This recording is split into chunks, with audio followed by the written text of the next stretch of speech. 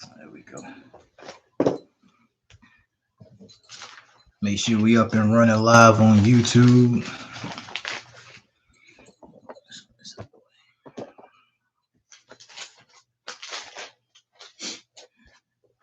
Shalom Israel. Shalom Israel. Yahweh Shem Yahushua Barakathon to my brothers. Yahweh Shemal Tabah Shem Yahushua. I'm Priest and Officer Radah Awalam. This is Wednesday night's law class. You understand? Before I get into my topic, for those who are tuning in on Facebook or on YouTube, if you could, like the video, thumb up the video, and share it so we can continue pushing this truth all across the world. Also, big shout out to Commanding General Yahanna. You understand? For never dropping the sword, still going strong, pushing this truth. I wouldn't be here if it wasn't for you, sir. So the water for that. Not only is he the hardest working man in Israel, he is a father to us all. You understand?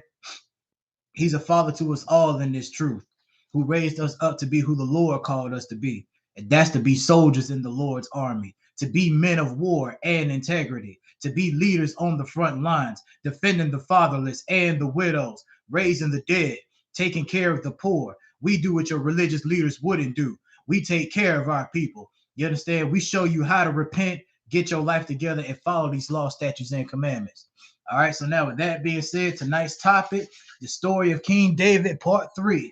You understand? The story of King David, part 3. You understand? So, last week's recap, all right, for those who haven't tuned in and saw and caught last week's class, just a brief recap with what happened in the story, all right? So, we went over how David was chosen by the Lord as Israel's next king in the time to come. You understand? We talked about his famous battle between him and Goliath, the Philistine, the champion of Gath, how he slingshot him in his forehead with a rock and knocked him out cold, stood over his body and cut his head off from his youth. You understand? So now we picking up after the battle with the Philistines, where the women who gathered themselves together to meet King Saul, right? And they were discussing how many more kills David had over Saul. So out of anger and jealousy, right, Saul sought out to kill David. He tried to do it himself the first time by throwing a javelin at him to ping him to the wall, but he missed. You understand?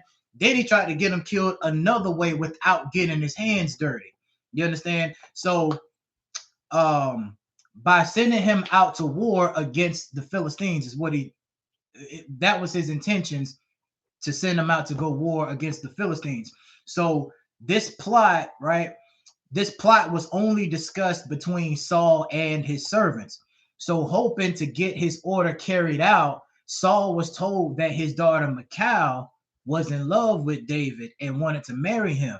So Saul sat back and devised this wicked plan, right? To use his daughter Michal as a snare to David, meaning he wanted her to get on his nerves. You understand? Stress him out at the house, bring his spirit down. You understand? He wanted her daughter to be a real bitch and just get him out of the battle spirit. You understand? Because his whole focus, his whole intention with this whole rivalry with David was to see him get put to death, all because he had more kills than he did when the women was out there talking about it. You understand? So by him being off his battle focus when he goes out to fight the Philistines, you understand, because of what he's been dealing with back at home, it'll cause him to fall against the Philistines. Now, obviously pitching this to David would have meant that they would have had to seduce him to believe that Saul really wanted to have him as a son-in-law. You understand? Because they couldn't just go out there and just tell him what Saul and the servants were discussing amongst each other. They had to butter him up a little bit and say, you know what? You know, Saul would really love to have you as a son-in-law. You understand? Well, David didn't buy this. You understand? As a matter of fact, he doesn't feel that he was worthy to be the king's son-in-law. You know why? The reason why was because David wasn't rich. He was a shepherd. You understand? He tended sheep and was a simple man, but he was very skilled in fighting. So David understood that being the king's son-in-law, that came with a lot of expectations that he wasn't up for. So the servant ran back to Saul to tell him what David told the servants. You understand? So Saul was like, all right, All right, change of plans. Change of plans. Tell him to forget the dowry. He doesn't have to pay me. Just have him bring me back 100 foreskins from the Philistines in battle. So they relayed the message back to David. Now he excited about it. You understand? Because not only was this a cakewalk for him, Saul never said how long or how many days he had to get this done. You understand? He never said that. Man, David went out there and beat them Philistines so bad that nigga bought back 200 foreskins. And as promised, David got him a wife while Saul's plan failed again. So now we picking up where we left off last week. So we're going to start at 1 Samuel 19 and verse 1. You understand? This is 1 Samuel chapter 19. We're going to start at verse 1. 1 Samuel chapter 19, verse 1. Here we go. It says, and Saul spake to Jonathan, his son, and to all his servants that they should kill David. You understand? So this time, Jonathan, his son, was let in on this council because last week it was just Saul and his servants. Jonathan wasn't a part of this. Now Jonathan is a part of this council where he's hearing that Saul has decided to kill David. You understand? That he needed to be dealt with. All right. Verse 2. But Jonathan, Saul's son, delighted much in David. And Jonathan told David, saying, Saul my father seeketh to kill thee. Now, therefore, I pray thee, take heed to thyself until the morning, and abide in a secret place, and hide thyself. First of all, let's go back up to the top. It says, but Jonathan, Saul's son, delighted much in David. You understand? First of all, why did Jonathan delight so much in David? Let's pull the precept. Let's hold what we got, and let's go to 1 Samuel 18 and 1. Let's find out why. This is 1 Samuel 18 and 1. It says, and it came to pass when he had made an end of speaking unto Saul, talking about David, that the soul of Jonathan was knit with the soul of David, and Jonathan loved him as his own soul. So now we're going to skip down and read verse 3.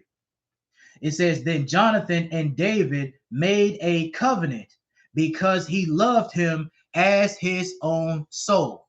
You understand? Meaning what? This love that Jonathan had for David, this was the spirit of brotherhood, man. Whatever I have that you need is yours, brother. You understand? He gave him the clothes off his back in the next verse to prove that this is talking about brotherhood, that we should have amongst each other. You understand? So now let's go back to 1 Samuel 19 and we're going to read verse 2. We're going to reread it. This is 1 Samuel 19 and 2. It says, but Jonathan, Saul's son, delighted much in David. And Jonathan told David, saying, Saul, my father, seeketh to kill thee. Now, therefore, I pray thee, take heed to thyself until the morning, and abide in a secret place, and hide thyself. You understand? So Jonathan looking out for his boy David. He's like, David, man, because they were so close. You understand? Their brotherhood was impeccable. You understand? So Jonathan pretty much telling David like this, like, listen, man, I was just told by my father that he's seeking to kill you, bro. Like, so what I need you to do is be very careful out here in these streets. You know what I'm saying? Because my pop's out here looking for you and all his men looking for you as well. Find some place that you can lay low till the morning come, is what what Jonathan was telling David. All right. Verse 3. It says, and I will go out and stand beside my father in the field where thou art, and I will commune with my father of thee, and what I see, that I will tell thee. Meanwhile, in other words, I'm gonna go back and stand next to my father and try to reason with him. All right. And if I hear anything else, you best believe I'm gonna let you know about it. You understand? Verse 4. Let's keep going. It says, and Jonathan spake good of David unto Saul his father, and said unto him, let not the king sin against his servant, against David, because he have not sinned against thee, and because his works have been to thee word very good. So now right here, Jonathan is speaking up for his boy David. You understand? He's speaking up for his brother. Like, listen, Pop, don't do this. Don't kill this innocent man. He didn't do anything wrong against you. David's been good to us. You understand? Why you want to charge an innocent man for something he didn't do? You understand? Verse 5. It says, for he did put his life in his hand and slew the Philistine. And the Lord wrought a great salvation for all Israel. Thou sawest it. And oh man, I should have read verse 5 and then broke down 4 and 5. You know, I'm going to break down 4 and 5 together. I'm going to finish up verse 5. It says, thou sawest it and didst rejoice. Wherefore then wilt thou sin against innocent blood to slay David without a cause? You understand? So pretty much this is what Jonathan told his father Saul, right? He was like, you know, don't do this, Pop. You understand? Don't kill this innocent man because he didn't do anything wrong against you. David's been good to us. That man put his life on the line to slay Goliath, a man we all feared till David showed us that there was a God in Israel. You understand? You seen it with your own eyes, Father. The Lord wrought a great salvation in Israel. You was just as happy as we all were. So why all of a sudden you out here seeking David's life without a reason for it? Is what he was questioning his father. And this is what he said. Verse 6. And Saul hearkened unto the voice of Jonathan. And Saul swore, as the Lord liveth, he shall not be slain. Okay. Now, for those who don't know, you're not supposed to swear unto the Lord. You know I got a precept for it. So we're going to go ahead and pull that precept. We're going to hold what we got, and we're going to pull Leviticus 19 and 12. All right? Find out how the Lord feels about you swearing. We're going to hold what we got. We're going to pull Leviticus 19 and 12.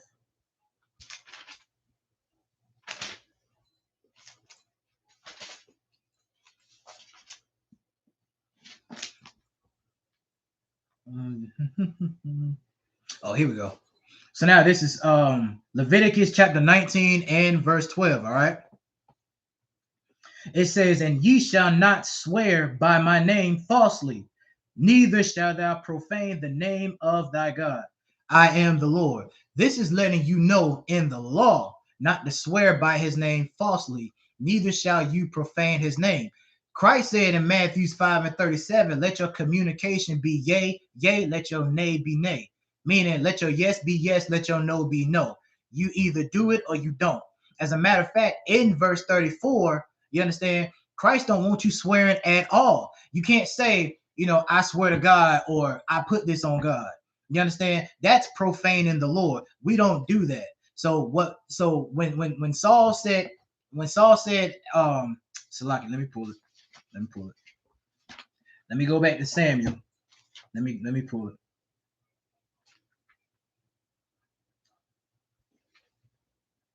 Verse 6, Salaki, 1 Samuel 19 and 6.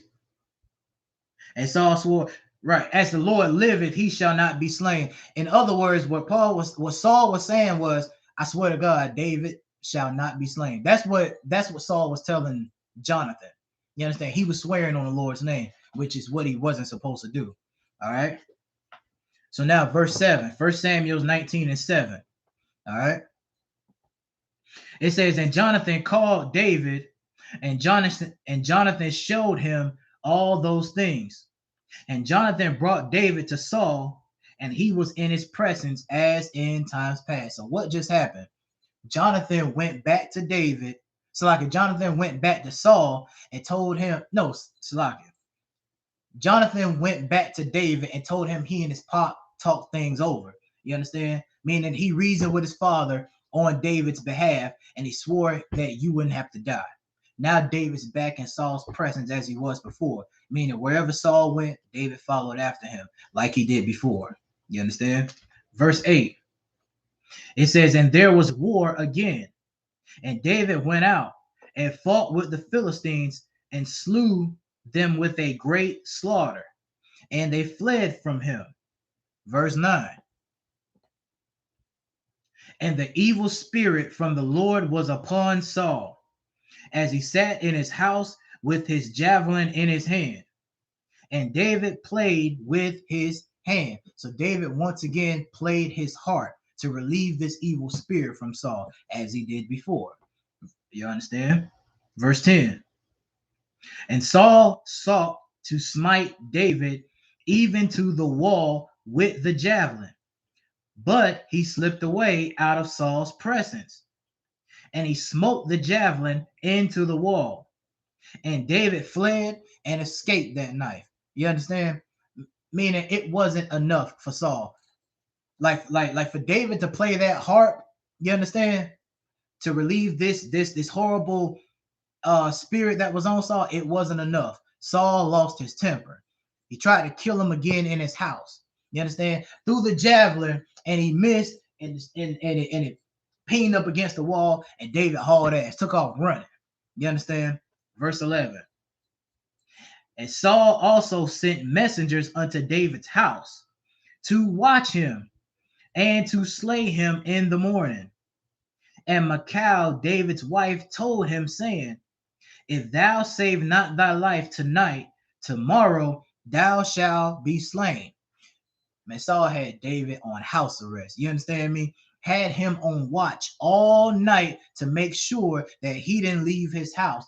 Meanwhile, Michal said to David, listen, baby, if you don't find a way out of here tonight, you understand, they're going to kill you first thing in the morning. You need to leave. You understand? Verse 12. It says, so Michal let David down through a window, and he went and fled and escaped. All right. Verse 13. And Michal took an image and laid it in the bed, and put a pillow of goat's hair for his bolster, and covered it with a cloth, right? So she took an image and laid it up in the bed with some extra pillows tucked in and made it look like David was in the bed still asleep. You understand? That's what it's talking about. Verse 14. It says, and when Saul sent messengers to take David, she said, he is sick. Listen, man. Michal was down for her husband. You understand? She helped him get free last night and even covered for him, saying that he was sick when he wasn't even there. You understand? Verse 15. And Saul sent the messengers again to see David, saying, bring him up to me in the bed that I may slay him. You understand? In other words, what Saul told his servants, man, go bring him to me so I can kill his ass right here in his own house. Verse 16. And when the messengers were come in, behold, there was an image in the bed with a pillow of goat's hair for his bolster. Hate to bust your bubble, pops, but David wasn't there. You understand? He wasn't there. Verse 17. All right. And Saul said unto Michal, why hast thou deceived me so, and sent away mine enemy that he is escaped? And Michal answered Saul, he said unto me, let me go. Why should I kill thee? So he's upset, questioning his daughter, like, why did you lie to me and say he was sick? And why did you let him leave to escape from me? You understand? And he told her father, he told him, he told me to let him go. You understand? Otherwise, why would I need to kill you if you don't let me go? This is the story that Michal told her father Saul. All right. Verse 18. So David fled and escaped, and came to Samuel to Ramah, and told him all that Saul had done to him. And he and Samuel went and dwelt in Naioth. So once again, who is Samuel? All right. Samuel was a high priest. You understand? So David heads to Ramah to come see him, and he tells Samuel everything that Saul has done to him. You understand? Verse 19. And it was told Saul, saying, behold, David is at Naioth in Ramah. Man, Saul had eyes everywhere in the city. Word got back to him that David was over in Ramah. All right. Verse 20. And Saul sent messengers to take David. And when they saw the company of the prophets prophesying, and Samuel standing as appointed over them, the Spirit of the Most High was upon the messengers of Saul, and they also prophesied. Verse 21. And when it was told Saul, he sent other messengers, And they prophesied likewise. And Saul sent messengers again the third time, and they prophesied also. You understand? So the first group of messengers got called up teaching in the streets.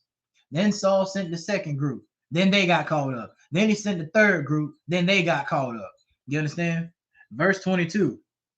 Then went he also to Ramah, and came to a great well that is in Sechu. And he asked and said, where are Samuel and David? And one said, behold, they be at Naoth in Ramah. There's an old saying that goes, if you want something done right, you got to do it yourself. So Saul went to go get this done himself. So he went to Ramah, and he's asking, where's David and Ramah? I mean, so like, where's David and Samuel? He says, over here. I appreciated the water for that. So he coming to go find David. All right. Let's keep going. Let's get verse 23. It says, and he went thither to Naoth in Ramah, and the Spirit of the Most High was upon him also. And he went on and prophesied until he came to Naoth in Ramah. So he out there teaching too. All right. Verse 24. It says, and he stripped off his clothes also and prophesied before Samuel in like manner, and lay down naked all that day and all that night. Wherefore they say, is Saul also among the prophets? David, what you see here is David was under the Lord's protection, man. Saul couldn't get it through his head that he couldn't touch him. You understand? But in his mind, someone's telling him, I can get him. I can get him, and I'm not going to stop until I get him. I know I can get him. I know it. You understand? But he couldn't touch him because the Lord was with David. You understand? So now this is 1 Samuel 20, and we're going to keep going, keep it moving. It's 1 Samuel chapter 20 and verse 1. All right. It says, and David fled from Naoth in Ramah, and came and said before Jonathan, what have I done? What is mine iniquity? And what is my sin before thy father, that he seeketh my life? All right, so David is getting very concerned right now. You understand? So one day he asked Jonathan, he said, bro, why your pop keep coming after me like this? Like, what did I do? What have I done so bad against your father that he seeks after my life and he want to kill me? What did I do? You understand? Verse 2. And he said unto him, God forbid, thou shalt not die. Behold, my father will do nothing, either great or small, but that he will show it me. And why shall my father hide this thing from me? It is not so. So Jonathan, like, bro, you can bet on this right here. That man is not going to do nothing to you. My father knows not to keep this from me. You understand? Because if he was going to do that, I would have known about it. You understand? Verse 3. And David swore moreover and said, thy father certainly knoweth that I have found grace in thine eyes. And he saith, let not Jonathan know this, lest he be grieved. But truly as the Lord liveth, and as thy soul liveth, there is but a step between me and death. So David's telling Jonathan, on top of that, your pop knows how close you and I are. He knows that I found grace in your eyes. And I'm sure it's a lot of horrible things that your pops came up with trying to kill me. You understand? He ain't going to tell you everything because he knows that you would be devastated if this was to happen to me. That's why he said that you'll be grieved. You understand? If you found out about it. You understand?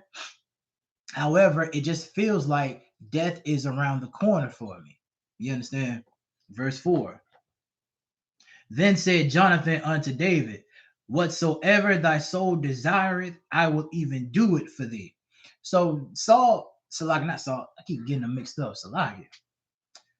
Jonathan is telling David, listen, man, what you need me to do? Whatever I got to do, you just say the word and you let me know.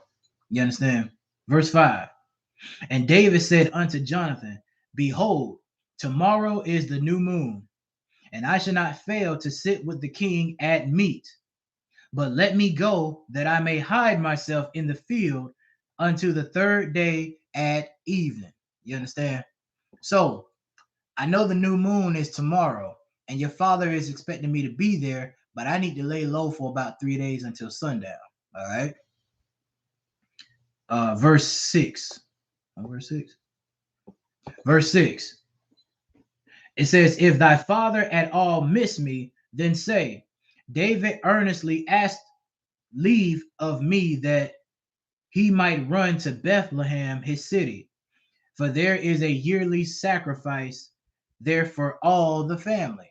So he said, so in other words, what David's telling Jonathan, listen, if your pop say anything, right, tell him I asked for permission to leave so I can go back home with my family. There's a yearly sacrifice. All right. Verse 7. If he say thus, it is well, thy servant shall have peace. But if he be very wroth, then be sure that evil is determined by him. So if he's okay with this, then that's when you know I have peace with him. If he's angry, you know that evil will come from him. You understand? Verse 8. Therefore, thou shalt deal kindly with thy servant, for thou hast brought thy servant into a covenant of the Lord with thee. Notwithstanding, if there be in me iniquity, slay me thyself. For why shouldest thou bring me to thy father? You understand? So now David twisting it up a little bit. So he was like, however, if you believe that there's iniquity in me or a trespass that I've committed, instead of bringing me to the father, instead of bringing me to your father, you can kill me yourself if it's like that. You can just go on and kill me if I did something wrong. Ain't no need to waste time to bring me to your father if I'm in the wrong. Kill me right now. Kill me where I stand. You understand? Verse 9. And Jonathan said, far be it from thee, for I knew certainly that evil were determined by my father to come upon thee. Then would not I tell it thee? So Jonathan's relaying the message to David, like, listen, man, like that's never crossed me, kill you. That's never crossed my mind to do such a thing. Besides, if my pops was determined to do evil, don't you think I would have told you? You understand? Verse 10. Then said David to Jonathan, who shall tell me? Or what if thy father answered thee roughly? Verse 11. And Jonathan said unto David, come and let us go out into the field. And they went out, both of them, into the field. All right, so now from here, we're going to skip quite a few verses. We're gonna skip down to verse 24, all right, because the next couple of verses is it okay. I'm gonna pretty much sum it up within the next couple of verses between now and verse 23, from 11 to 23. All right, so pretty much, right, it pretty much goes into Jonathan making a covenant with David, with the Lord attesting to his promise that he will make sure, you understand, that he lets David know about whatever Saul is planning to kill him. All right. So not only does he want him to show kindness of the Lord that he doesn't die, but don't stop showing kindness from this house forever, is what Jonathan was telling David. You understand? Like, don't plead with the Lord to make us out to be your enemies just because my father seeked evil in his heart to come after you. You understand? And by the way, you'll be missed during your absence away, because David was going to be missing from this feast for 3 days. You understand? He was going to be missed for a few days. All right.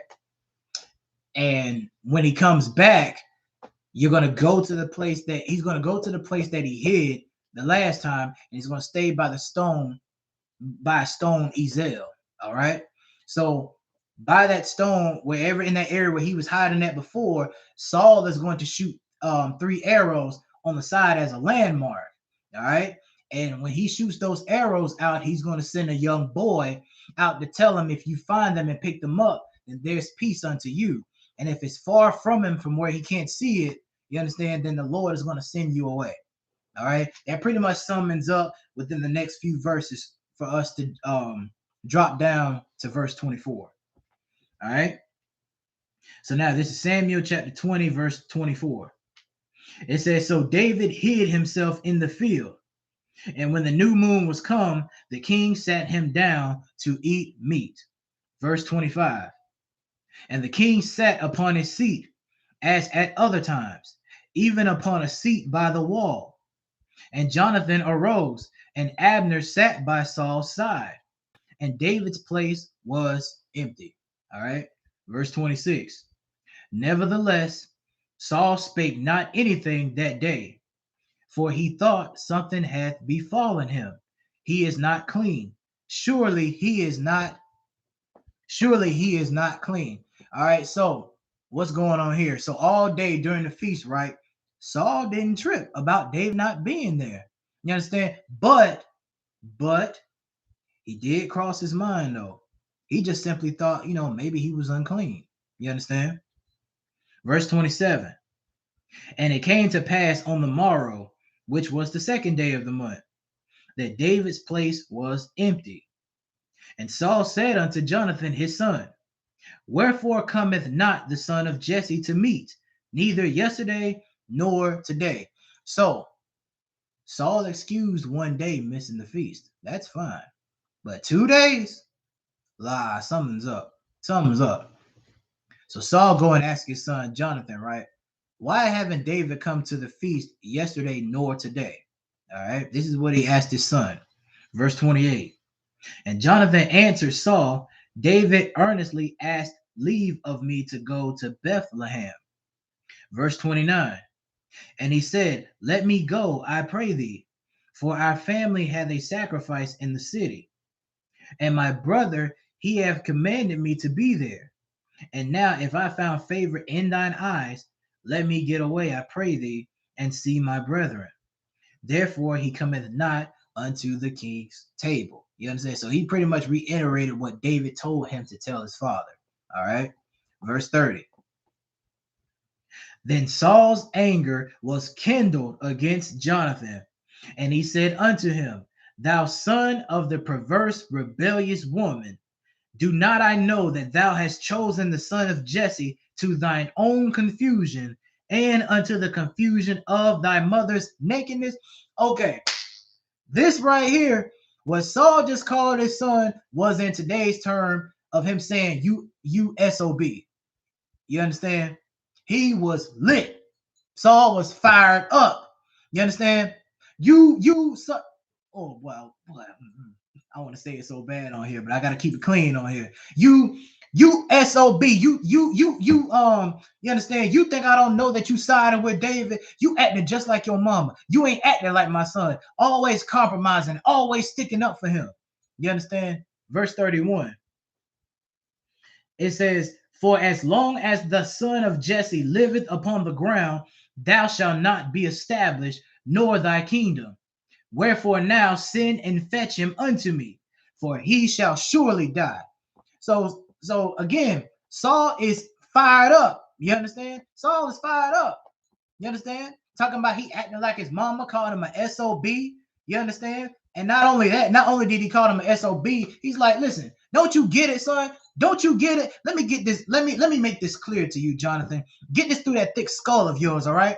As long as David is living, you will not be established nor have a kingdom. That's why I need to get him. Bring him unto me so that I can kill him. You understand? Verse 32. And Jonathan answered Saul his father and said unto him, wherefore shall he be slain? What have he done? So he know, okay, Jonathan know that his daddy on some BS. You understand? He talking crazy. Like, I thought we talked about this, Pop. Why do you need to kill him? What did he do? The man ain't even here. Verse 33. And Saul cast a javelin at him to smite. Good night, boy. Saul cast a javelin at him to smite him, whereby Jonathan knew that it was determined of his father to slay David. You see that right there? Y'all see that? He just turned on his own son, tried to kill him too with a javelin, just like he tried to kill David. You understand? That's when he knew what David told him. He was right. Saul was determined to kill David. You understand? Verse 34. So Jonathan arose from the table in fierce anger. Jonathan mad as hell now. And did eat no meat the second day of the month, for he was grieved for David, because his father had done him shame. Now Jonathan gets up from the table. Saul's pissed. Jonathan's pissed. Everybody pissed. You understand? So he excused himself from the table. He don't eat the rest of the day. So now he's in a quiet place. He's sad. You understand? He's sad and he's hurt for David because his father shamed him for no reason. You understand?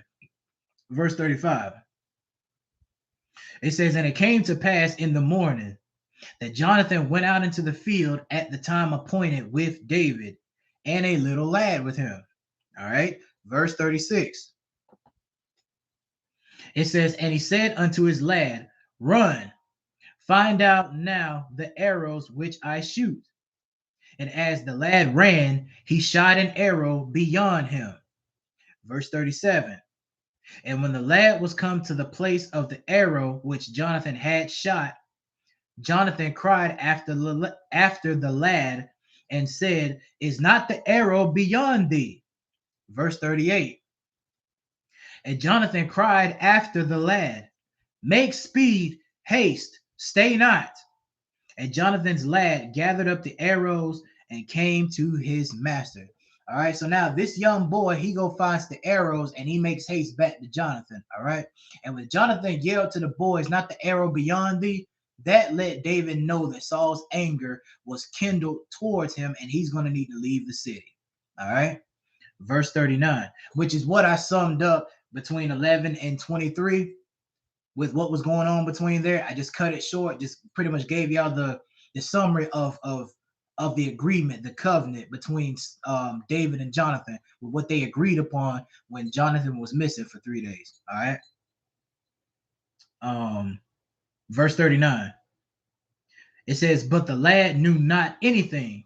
Only Jonathan and David knew this matter. So the boy didn't. So once again, the boy didn't know any better. He was just following orders. Didn't ask no questions or nothing, because this was between David and Jonathan, with what they've already established. They already had this planned out already. All right. Verse 40. It says, and Jonathan gave his artillery unto his lad and said unto him, go, carry them to the city. Verse 41. All right. Verse 41. It says, and as soon as the lad was gone, David arose out of a place toward the south and fell on his face to the ground and bowed himself 3 times. And they kissed one another and wept one with another until David exceeded. Now, I remember back then, I'm a sidebar for just a minute, right?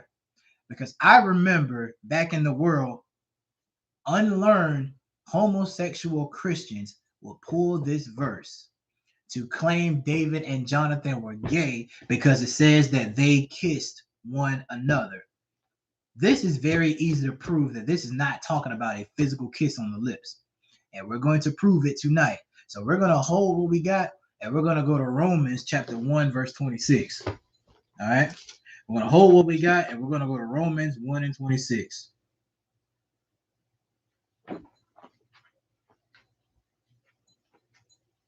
Let's get it. Romans chapter 1 and verse 26.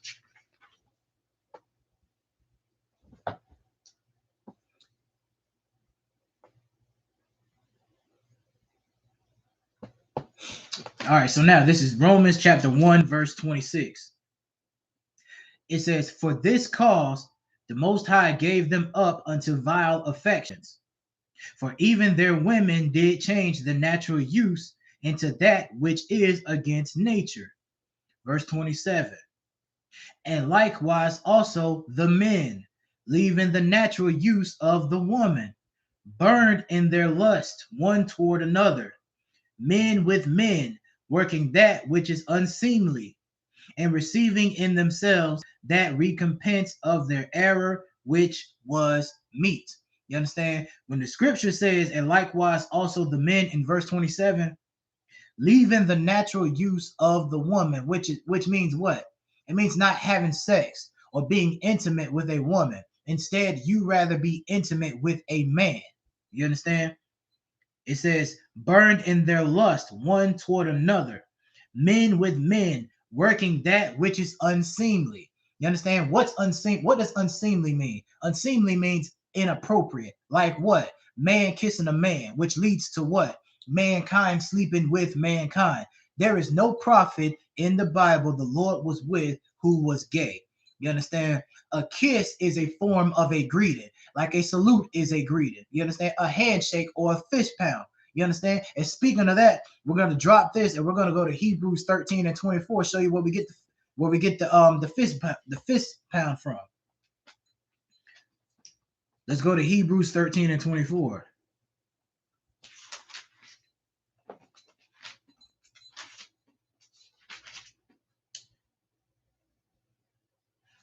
So now this is Hebrews chapter 13, verse 24.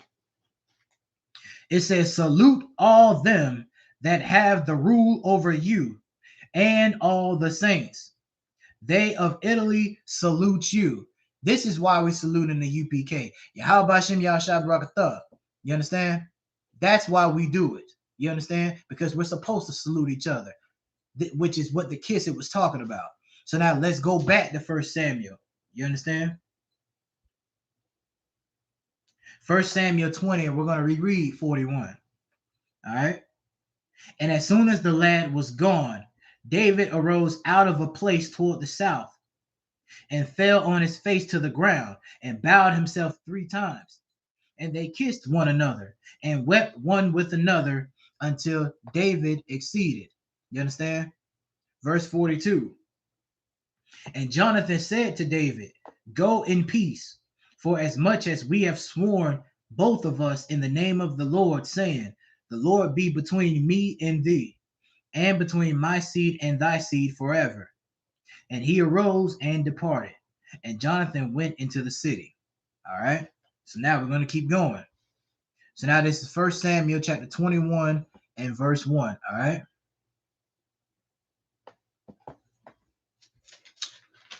Actually, you know what? I'm gonna summarize the whole chapter of 21. We're gonna start at 22 and 1. All right. Okay, I know that. Okay. So pretty much what goes on in the 21st chapter in 1 Samuel 21, the whole summary is David went to Ahimelech the priest in Nob, a city called Nob, right? And he told the priest that he was on business and sent here by the king where no one was supposed to know his whereabouts. And the servants that David had with him, he appointed them in certain places. So in this case, David was by himself. All right. So he asked him what he had to eat. You know, give me 5 loaves of bread. And if you don't have it, I'll take whatever you got. Because he haven't ate in 3 days. Remember, he was hiding from Saul 3 days. You understand? So the priest didn't have loaves of bread, but what he did have was showbread. You understand?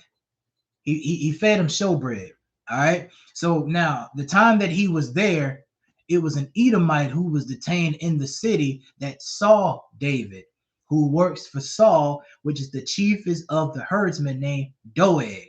All right. Now, this cat is going to be important later on. So y'all remember Doeg.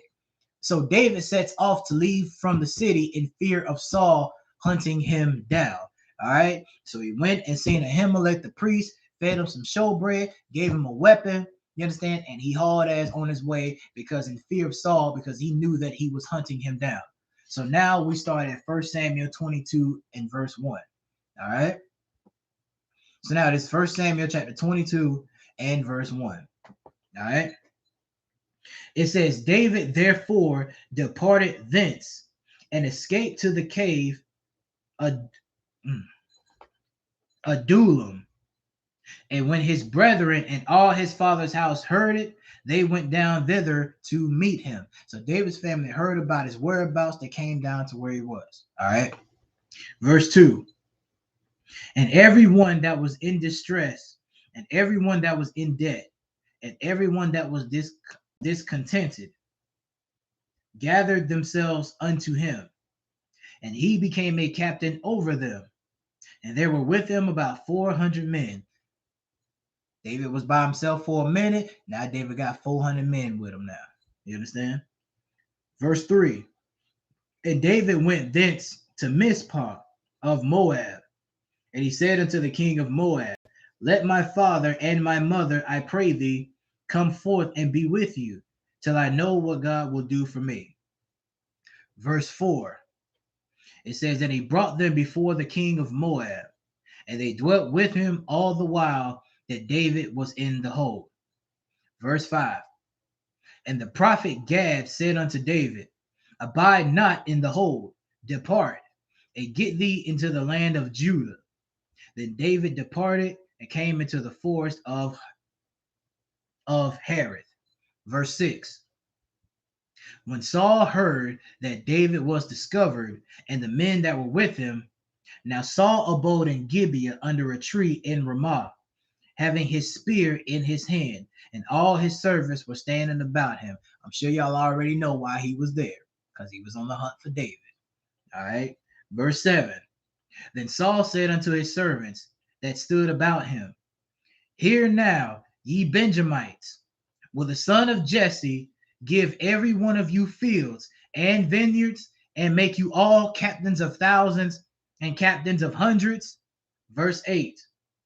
Then all of you have conspired against me, and there is none that showeth me that my son have made a league with the son of Jesse. And there is none of you that is sorry for me, or showeth unto me that my son has stirred up my servant against me to lie in wait, as at this day. So Saul, okay, all right. Let me tell you how petty Saul is, man. Okay, I'm gonna break this down. All right. So I'm gonna start back and read it from the top. This is 1 Samuel chapter 22, verse 8. It says that all of you have conspired against me, and there is none that showeth me that my son have made a league with the son of Jesse. And there is none of you that is sorry for me, or showeth unto me that my son have stirred up my servant against me to lie in wait, as at this day. So Saul is giving his servants a pep talk, right? Letting them know the difference. Okay. Like for instance, verse 6, right?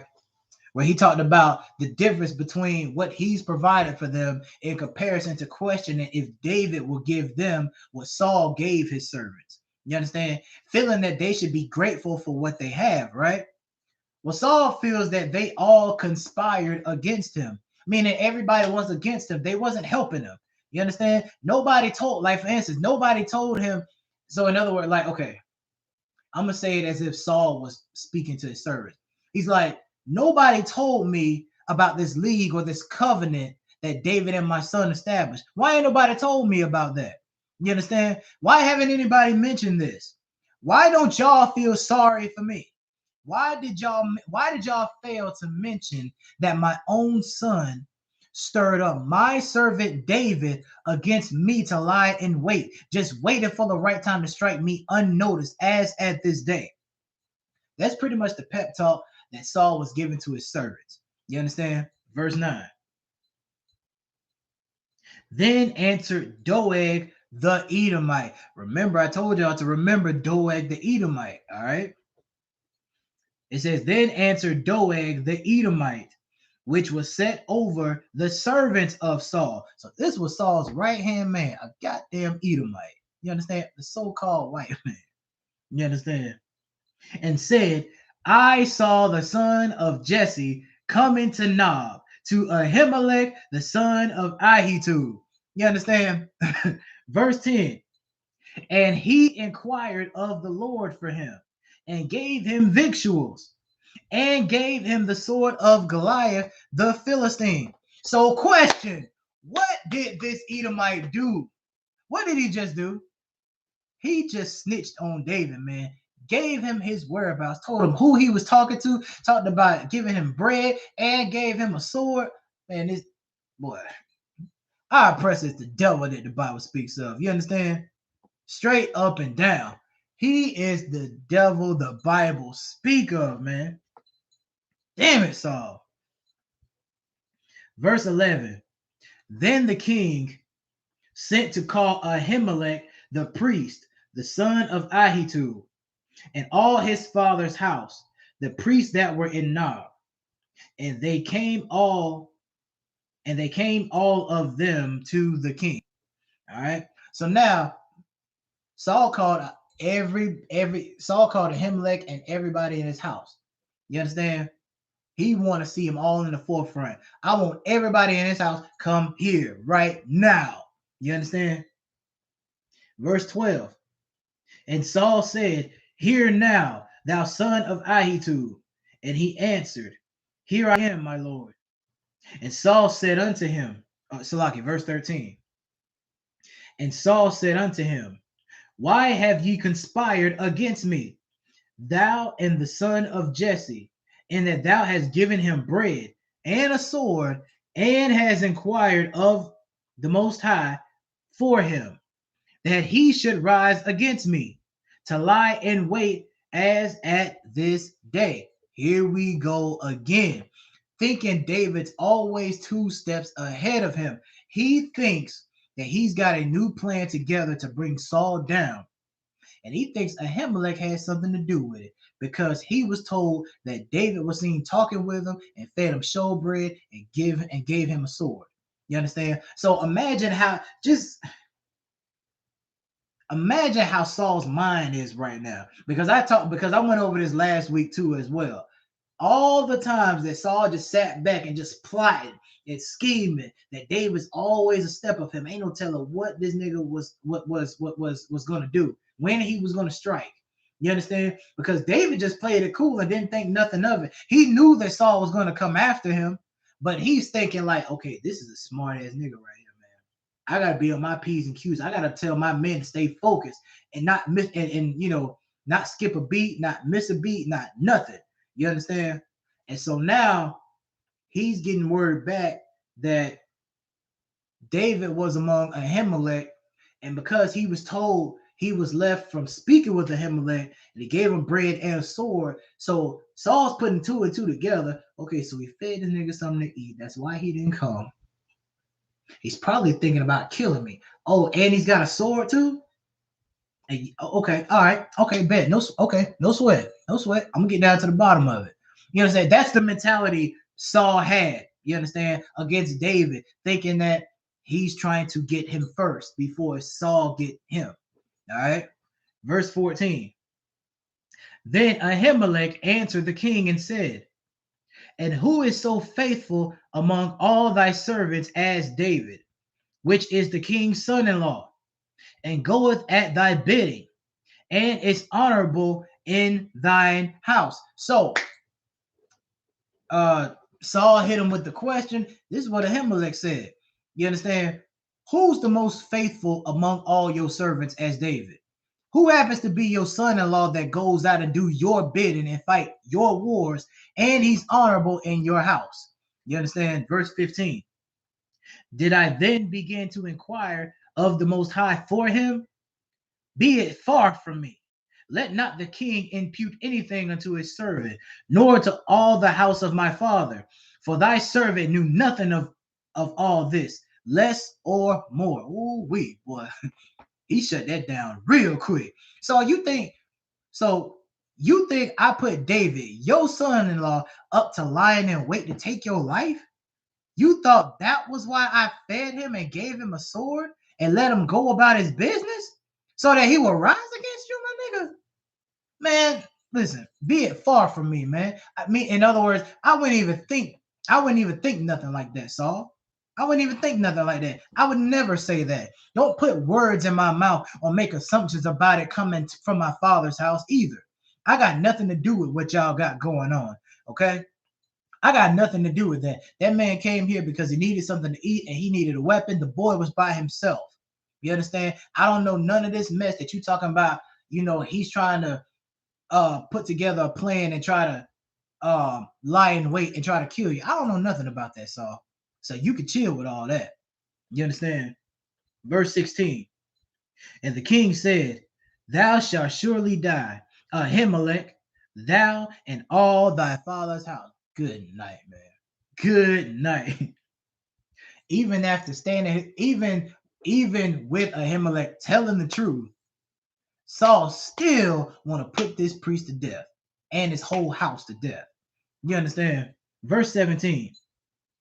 And the king said unto the footmen that stood about him, turn and slay the priests of the Lord, because their hand also is with David, and because they knew when he fled and did not show it to me. But the servants of the king would not put forth their hand to fall upon the priests of the Lord. See, them brothers were smart. They knew what time it was. Like, they knew, like, nah, lie, sir. Salak, lie. Verse 18. So since the brothers couldn't do it, he had somebody else in mind to do it for him. And we finna find out who finna do it. Verse 18. And the king said to who? Doeg, turn thou and fall upon the priest. And Doeg the Edomite. Who is he? The Edomite. The so-called white man, Doeg the Edomite, turned and he fell upon the priest and slew on that day 75 persons that did wear a linen ephod. You understand? Saul had this so-called white man kill 85 priests, including Ahimelech and his father's house. Boy, our oppressor is the devil that the Bible speaks of. You understand? Because if there's anything this oppressor is good at doing, he's good at killing. And he don't feel no type of remorse or sympathy for no one or anybody. You understand? He did that no problem and carried out his orders. You understand? Verse 19. And Nob, the city of the priests, smote he with the edge of the sword, both men and women, children and sucklings. Sucklings is babies. God damn. And oxen and asses and sheep with the edge of the sword. Doeg, this Edomite, killed everything in the city. He killed everything. Killed men, killed women, killed children, killed babies, killed the animals. You understand? The sheep, everything. The cattle. He killed everything. You understand? Killed everything. Verse 20. And one of the sons of Ahimelech, the son of Ahitub, named Abiathar, escaped and fled after David. So one of his sons was able to escape and get out of the city to find David. All right. Verse 21. It says, and Abiathar shewed David that Saul. Did I skip? Verse 21. And Abiathar shewed David that Saul had slain the Lord's priest. Verse 22. And David said unto Abiathar, I knew it that day when Doeg the Edomite was there, that he would surely tell Saul. Oh boy, I gotta read that one more time. This is 1 Samuel 22:2. This is what David told Abiathar, which was one of Ahimelech's sons. He was one of the sons that escaped when Doeg was killing everybody in the city. He escaped, told David what happened, how Doeg killed all these priests. You understand? This is what David told Abiathar. He said, I knew it that day when Doeg the Edomite was there, that he would surely tell Saul, I have occasioned the death of all the persons of thy father's house. Now, last week, right? Here's another point that I want to bring out. All right. So last week, I proved ruddy in the Bible in context did not mean red, because fake Israelites don't have a problem trying to make David out to be the so-called white man. Esau is the progenitor of the so-called European race. Esau is Edom. You understand? Doeg is an Edomite. All right. David was never fond of the Edomites. He knows that they are never to be trusted. That's why he said, I knew it that day when I saw Doeg that he was surely going to tell Saul that he saw me here. So I'm responsible for the death of the people in your father's house, is what he told Abiathar. You understand? Verse 23. Oh, man, this is getting good, man. Verse 23. It says, "Abide thou with me, fear not, for that seeketh my for he that seeketh my life seeketh thy life. But with me thou shalt be in safeguard." So David's pretty much telling this cat, like, listen, man, you gonna roll with me, all right? You can't go back to that city because the man that's seeking my life, he's now seeking your life as well. But fear not, you will be safe. You understand? Thou shalt be in safeguard. All right. So now this 1 Samuel 23, verse 1. All right. It says, "Then they told David, saying, Behold, the Philistines fight against Keilah, and they rob the threshing floors." All right. So now this was another battle against the Philistines that David fought in the city of Keilah, which was in the lowlands of Judah. All right. So now we're going to skip a few verses down, right? We're going to skip down to verse 7, but I'm going to fill y'all in with what happened between the first 6 verses. All right. So David's men, right? David's men were afraid of the Philistines. Now there were some already in the land of Judah that they were already scared of. So now they're coming up against an army of the Philistines in Keilah. So David inquired of the Lord if he should go and fight them. So so as a result, the Lord handed them over to David to defeat them. You understand? Verse 7. It says, "And it was told Saul that David was come to Keilah. And Saul said, God hath delivered him into mine hand, for he is shut in by entering into a town that have gates and bars." So once again, here we go again. Here comes Saul hating ass plotting up a storm again. You understand? Now in Saul's mind, he thinks that the Lord handed David over to Saul because the city was well gated with high walls and bars. So you couldn't just come and go out the city like that. You understand? Because it was well gated. You understand? Verse 8. It says, "And Saul called all the people together to war, to go down to Keilah, to besiege David and his men." So now Saul is out here rallying his men to go to war against David with the Philistines. You understand? Because he was already finna go to war with the Philistines and you know what I'm saying? And smoke them. So now Saul finna tag along and join this war, but to go fight David now. So they went down to the city and started surrounding the area where they couldn't escape. You understand? That's what it means to besiege. It means to surround you. You understand? Surround you in a formation to force you to retreat or to surrender. You understand? Verse 9. It says, "And David knew that Saul secretly practiced mischief against him. And he said to Abiathar the priest, Bring hither the ephod." See, David knew how much of an evil bastard that Saul was. You understand? He knew he wasn't up to no good. David already knew because this wasn't the first time that he came after him. David already knows. Verse 10.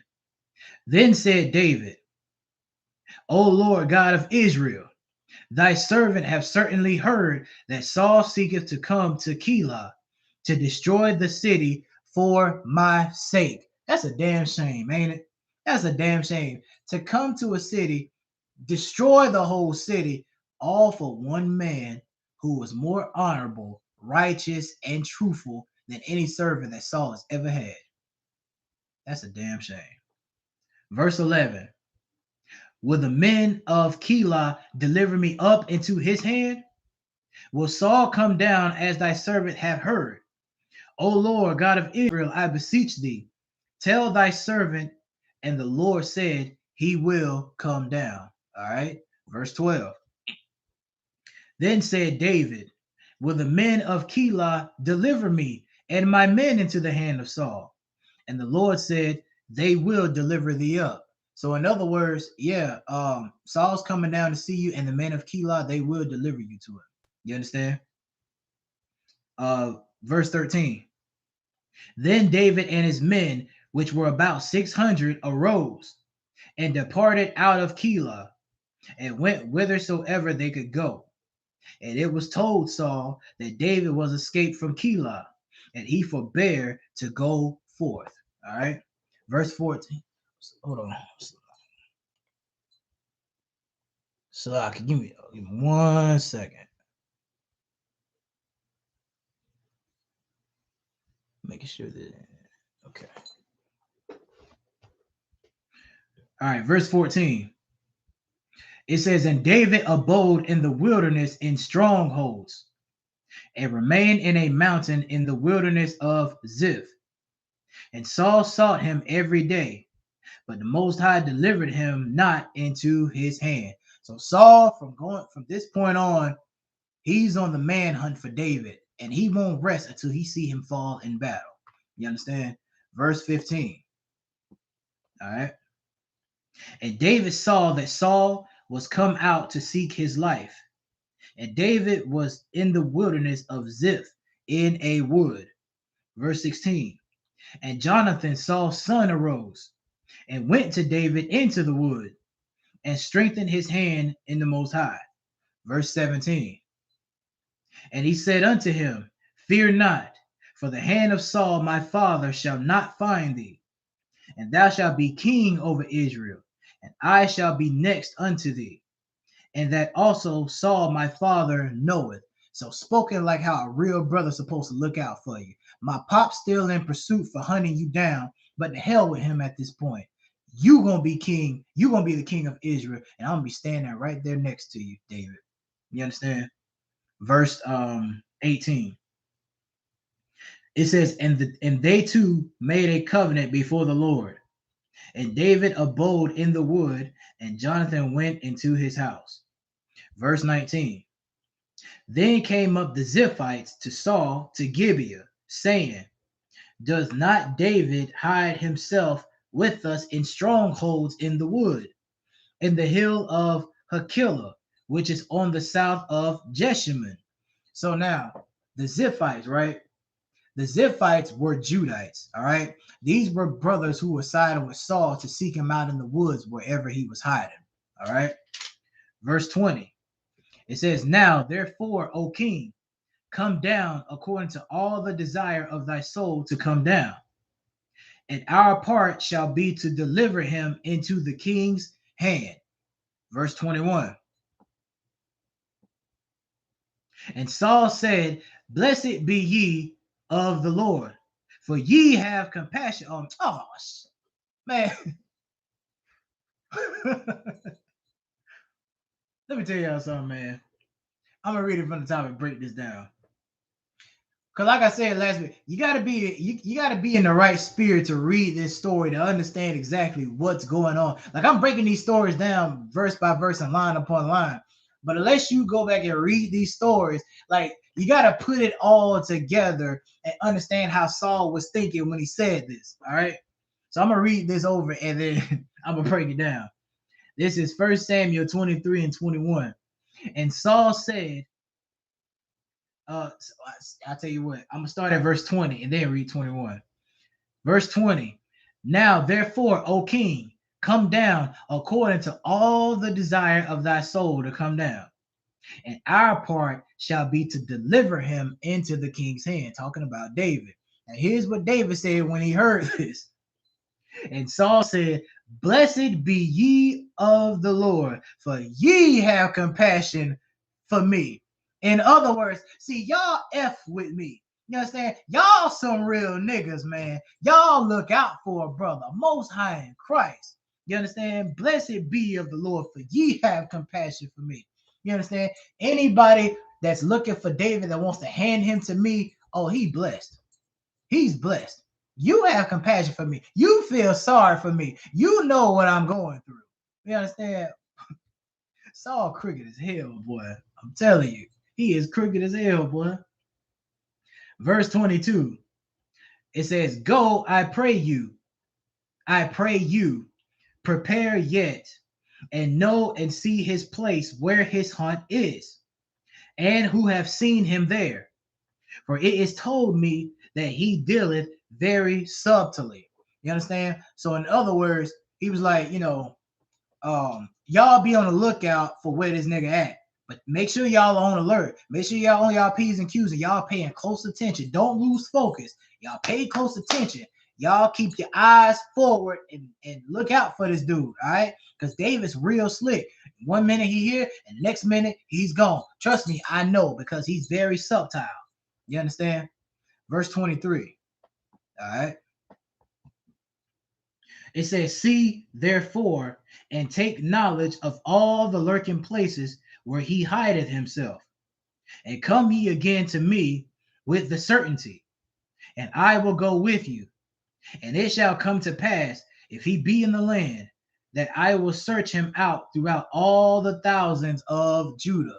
I want y'all to search the highs and the lows, every creek, every hill, any place he may possibly hide.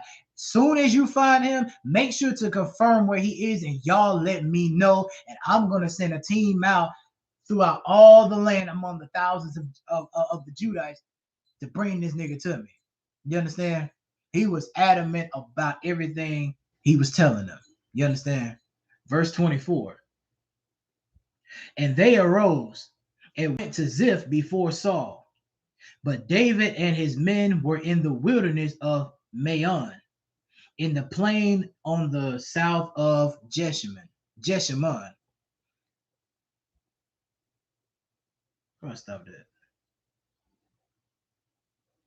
So let me read that over and break that down.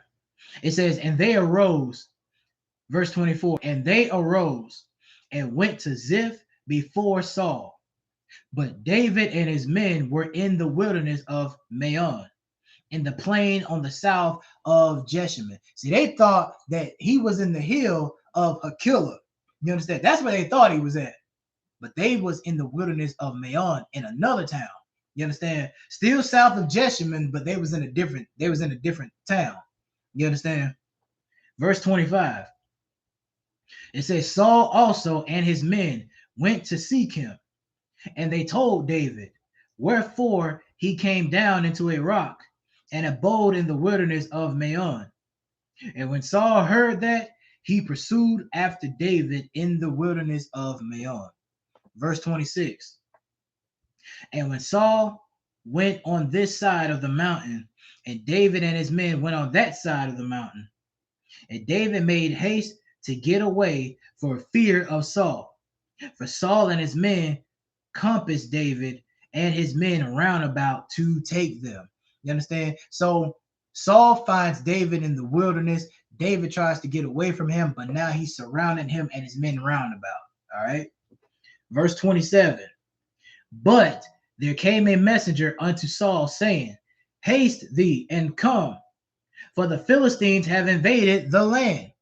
Listen, man, don't the Most High come right on time just when you think the odds are against you? They left pursuing after David and fled to go fight the Philistines.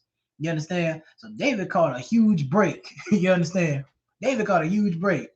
All right. Let's keep going. Verse 28. It says, wherefore Saul returned from pursuing after David and went against the Philistines. Therefore they called their name Salah Hamalekah. I think I'm pronouncing that right. Salakia. Verse 29. And David went up from thence and dwelt in strongholds at En Gedi. All right. 1 Samuel 24 and 1. All right. It says, and it came to pass when Saul was returned from following the Philistines, that it was told him, saying, behold, David is in the wilderness of En Gedi. You understand? Verse 2. Then Saul took 3,000 chosen men out of all Israel and went to seek David and his men upon the rocks of the wild goats. All right. So once again, the manhunt still continues. They found his whereabouts. So now they're going to hunt him down and bring him on in. Verse 3. And he came to the sheepcotes by the way, where was a cave. And Saul went in to cover his feet. And David and his men remained in the sides of the cave. Verse 4. And the men of David said unto him, behold, the day of which the Lord said unto thee, behold, I will deliver thine enemy into thine hand, that thou mayest do to him as it shall seem good unto thee. Then David arose and cut off the skirt of Saul's robe privily. So David's men told him, this is the day the Lord was talking about where he was going to deliver your enemy into your hand. Do to him what seems good. He right over there. Now's your chance to go and get him. So David goes and he cuts a piece of fabric from the bottom of his robe privately, meaning nobody's seen him do it. You understand? All right, verse 5. It says, and it came to pass afterward that David's heart smote him because he had cut off Saul's skirt. Meaning what? What does this mean that David's heart smote him because he had cut off Saul's skirt? Meaning this hurt him. You understand? It broke his heart that he had to do this to a man that he looked up to. You understand? Because Saul raised him up from a sheep herder. Then he put him as an arm bearer. Where Saul went, David went. And from there, he started learning trade. You understand? He rose from carrying his weapons and carrying his armor to captain of his army, his head of his security. It's like disrespecting somebody that you respect a lot. You do something and think to yourself, you shouldn't have done it. That's how David was feeling when he cut the skirt of Saul's robe. You understand? Verse 6. And he said unto his men, the Lord forbid that I should do this thing unto my master, the Lord's anointed, to stretch forth my hand against him, seeing he is the anointed of the Lord. So now David's telling his man, like, listen, man, the Lord didn't want this, man. The Lord didn't want this. What was presented to him was Saul taking Saul's life, all right, which was temptation. You understand? He had to tell his men that he would not kill him. But what would the average man do? The average man would do it. You understand? Like, as a matter of fact, I tell you what, you can't get away with stepping on a brother's shoes in the club without him wanting to shoot you. You understand? Without him wanting to put hands on you. David, okay, understand this about David, because I stressed this all last week for the past 2 weeks in this whole series about David, how he's very prudent, he's very wise, he's very humbling, and he's very patient. You understand? He's very patient. It ain't too many brothers with this kind of patience to deal with this kind of adversity that David's been going through. You understand? But meanwhile, you mad because your woman want to leave you. You understand? You mad because you got to work to provide a roof over your head. Like, really? You mad because nobody bought you nothing for Christmas? Or because nobody told you happy birthday and didn't get you a gift? You understand? David knew that this was temptation. And he overcame that temptation. Would Saul deserve to be put to death after him trying to kill David? Absolutely. But in David's eyes, Saul just wasn't a man. He was still anointed of the Lord, that he still had great respect for. So he would not put hands on to Saul. You understand? He wouldn't do it. You understand? Verse 7. So David stayed his servants with these words, and suffered them not to rise against Saul.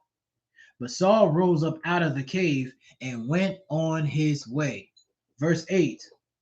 David also arose afterward and went out of the cave and cried after Saul, saying, my Lord, the king. And when Saul looked behind him, David stooped with his face to the earth and bowed himself. You understand? So now David called Saul out to confront him face to face, but he still paid homage. He still paid his respects to him. You understand? He didn't come to him with his fist balled and, you know what I'm saying, out of anger and, you know what I'm saying, ready to put hands on him, because David could have did it, but he didn't do that. You understand? He still respected him as his Ottawa. He still respected him as his Lord. You understand? Verse 9. And David said to Saul, wherefore hearken thou men's words, saying, behold, David seeketh thy hurt. In other words, man, why are you listening to these rumors of other men saying that I'm seeking after your life? Why you listening to that? Why you listening to gossip? That ain't even true. You understand? Verse 10. Behold, This day thine eyes have seen how that the Lord hath delivered thee today into my hand in the cave. And some bade me kill thee, but my eye spared thee. And I said, I will not put forth my hand against my Lord, for he is the Lord's anointed. Boy, ooh wee. Listen, man. This, in other words, this is what David told Saul, right? This is what he told Saul. Not only did he question him, why would you listen? Why would you listen to those lies? Why would you listen to those rumors saying that I'm seeking your life? Listen, man. If I wanted to, David, listen, Salaki, Saul, listen to me, man. If I wanted to, I could have easily killed you back there in the cave.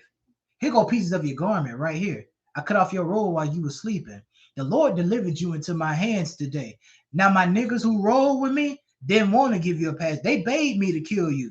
You understand? They insisted on me killing you for everything evil you did against me. And in spite of everything that you did against me, I showed you mercy, Saul. I showed you mercy. I let you live. You understand? Because if not killing Saul was the Lord's will, then what would killing Saul be? It would be what he wanted, which is not the Lord's will, but that was Satan's will. You understand? That was the temptation that David overcame. You understand? Which is why he didn't do it. You understand? Verse 11. It says, moreover, my father, see the skirt of thy robe in my hand. For in that I cut off the skirt of thy robe and killed thee not. Know thou and see that there is neither evil nor transgression in my hand, and I have not sinned against thee. Yet thou huntest my soul to take it. And David's still going in on Saul. David emphasizing how he cut Saul's garment and he could have easily killed him.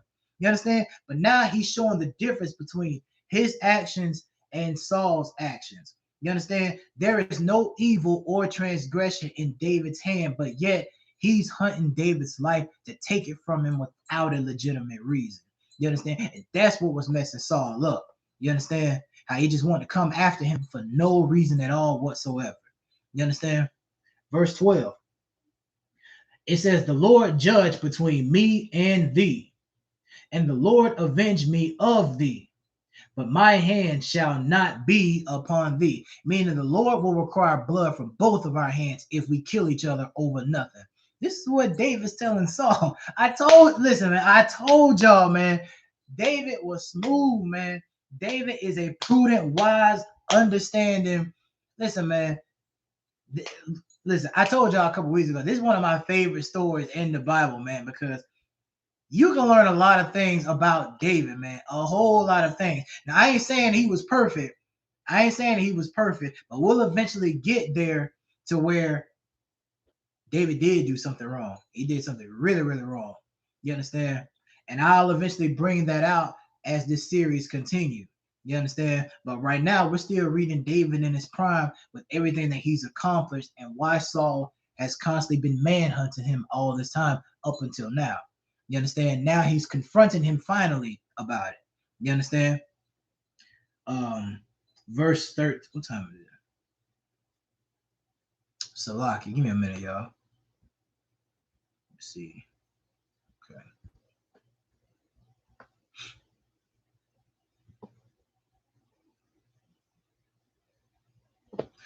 All right, moving on. Verse 13. As saith the proverb of the ancients, wickedness proceedeth from the wicked, but my hand shall not be upon thee. Meaning wicked men do wicked things. You understand? Wicked women do wicked things. You have to resist the urge to do that. It's more second nature than others. You win it with glory. You understand? Verse 14. After whom is the king of Israel come out? After whom dost thou pursue? After a dead dog, after a flea. You understand? Like David knew that Saul was wicked and an evil spirit was on Saul, but he still had great respect for him because he was still anointed by the Lord, even though the Lord wasn't with him anymore. You understand?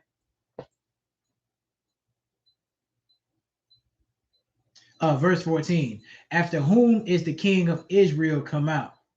After whom dost thou pursue? after a dead dog, after a flea. In other words, what David is telling, is questioning Saul, is who the hell am I for you to chase after me? I'm not the king of the Philistines. I'm a dog. I'm a farmer shepherd. I'm a farmer shepherd. You understand? I tend sheep. I ain't nobody. You the king. What business do you have against me? Is what David's asked, is what David's questioning Saul. Verse 15. All right. The Lord therefore be judge, and judge between me and thee, and see, and plead my cause, and deliver me out of thine hand. Meaning, you trying to kill me, I should be killing you. Ye resist not evil. I will not do anything evil against you, Saul. Let the Lord judge this matter of evil. If evil had to come to anybody, let the Lord deal with it. You understand? Verse 16. It says, and it came to pass when David had made an end of speaking these words unto Saul, that Saul said, is this thy voice, my son David? And Saul lifted up his voice and wept. Listen, man. This is why this story is so powerful, man. When Saul heard the words of what David spoke, it was so righteous to where he couldn't help but to admit that he was in the wrong. You understand? He couldn't help but to admit that he was wrong. He took heed to everything he said. Because once again, David could have easily killed him back in the cave, or sooner than that. You understand? He could have done it. A nigga in the world would have easily retaliated the minute you tried the first time to kill a brother. Not David, though. David didn't do that. But any brother in Saul's position that did what he done would have been filled with so much guilt after being confronted that they would have wept too. You understand? It was too much. You understand? It was too much. Verse 17. And he said to David, thou art more righteous than I, for thou hast rewarded me good, whereas I have rewarded thee evil. Now that's big coming from Saul, man, because Saul is puffed up, full of pride. You understand? He's very selfish and very arrogant, and only thinks of himself. For him to be at his low after hearing everything David told Saul, he just couldn't help himself anymore, man. He gave in, man. He gave in and he cried, and he felt so bad for pursuing after David all this time over nothing. All the attempts David had to kill Saul, and he still let him live. That's why Saul's telling him that he rewarded him good while I rewarded you evil. You understand? Saul knows that he should have been put to death for how he came at David, because David was anointed too. David was anointed too, which is why David told him, let the Most High be the judge between us. You understand? Let the Lord judge between this matter right here. Who's in the right and who's in the wrong. You understand? Verse 17. From the top. And he said to David, thou art more righteous than I, for thou hast rewarded me good, where I have rewarded thee evil. Right? Because once again, Saul was a man of pride because of his position of power. Owning up to the fact that David was more righteous than he was, that was a big deal coming from Saul. You understand? Let me see. Verse 18. And and thou hast showed this day how that thou hast dealt well with me. For as much as when the Lord had delivered me into thy hand, thou killest me not. Even when the Lord delivered me into your hands, you still didn't kill me. If this was Saul in David's shoes, it'd be a whole different story. Y'all, listen, y'all know it would have been a whole different story if this was Saul in David's shoes. If David was coming after Saul, oh nigga, Saul would have retaliated, had about 6,000 people, and would have hauled ass to go kill David. You see, he was on the pursuit of David when he didn't even do nothing to him. You try to pull a stunt like that on Saul, try to kill him, he would have did what any nigga would have did. You understand? Saul couldn't have been more righteous than David. You understand? And that's what he realized. You understand? Remember what this was all about in the first place. They was bragging on how many more body counts that David had over Saul. That's how this whole mess started in the first place. You telling me Saul would have let it slide if someone else was tempted to kill him over more body counts than his? Lie. Nah. Nah. Verse 19. For if a man find his enemy, will he let him go well away? Wherefore the Lord reward thee good, for that thou hast done unto me this day. Through Saul's eyes, David was his enemy, and yet David still spared his life. You understand? Verse 20. And now, behold, I know well that thou shalt surely be king, and that the kingdom of Israel shall be established in thine hand. Verse 21. All right. It says, swear now, therefore, unto me by the Lord, that thou wilt not cut off my seed after me, and that thou wilt not destroy my name out of my father's house. Ooh-wee. What does this now? What does this request sound like? Ain't this the same thing Jonathan made David swear unto him so that nothing bad happens to him when he was looking out for David? Ain't this the same thing? Saul was telling him the same exact thing, because if David wanted to, right? If David wanted to, David could bring this to the Lord and cut off his seed after him or destroy his name out of his father's house. But guess what? David didn't do that. How do we know that? Verse 22. And David swore unto Saul, and Saul went home, but David and his men got them up into the hold. David honored his promise, man. He honored that promise to Saul and said, you know what? I'm not gonna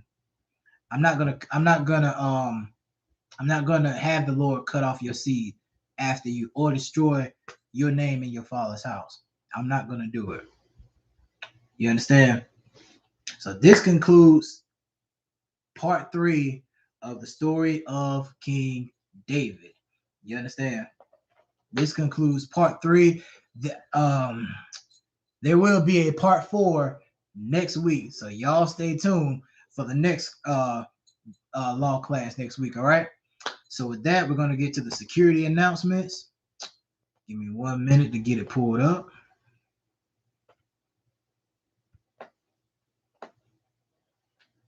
This is the ISUPK security announcements. We are the ISUPK, start out of 1 West 125th Street, Harlem, New York. Rule for new brother and sister. When a new brother or sister comes into the school, they are off limits for 6 months. They are to be saluted only. They are here to shed themselves of the world. If they need transportation, the teacher will arrange it. After 6 months, if a brother or sister has an interest in a particular person, he or she must get permission from the head to speak to a brother or sister. There's another 6 months in which the brother and sister will court each other. After this 6 months to marry. Tithes, which is a commandment. Numbers 18, verse 21. Malachi chapter 3, verses 8 through 10, means tenth in the Hebrew. Ma'ashara, a 10% of every penny of every increase that the Lord gives you. Give to the 10% of any increase the Lord gives you.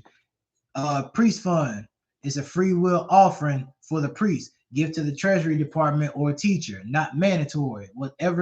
Whatsoever amount you would like. Also, if anyone wants to be a trooper in the school, to start wearing all black: boots, shirt, pants, headband, scarf. You understand? And with that, we say a majum, which means to stand.